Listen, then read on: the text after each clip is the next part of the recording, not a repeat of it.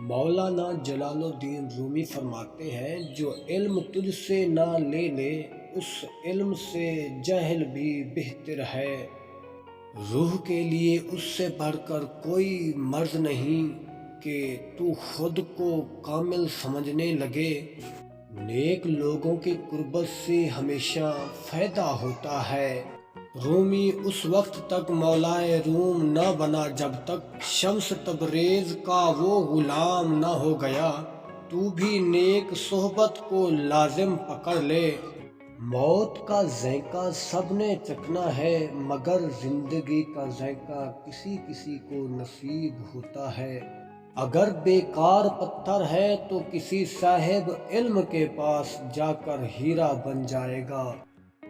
حضور اکرم صلی اللہ علیہ وسلم کی محبت میں اگر جان بھی چلی جائے تو یہ کوئی گھاٹے کا سودا نہیں ہے۔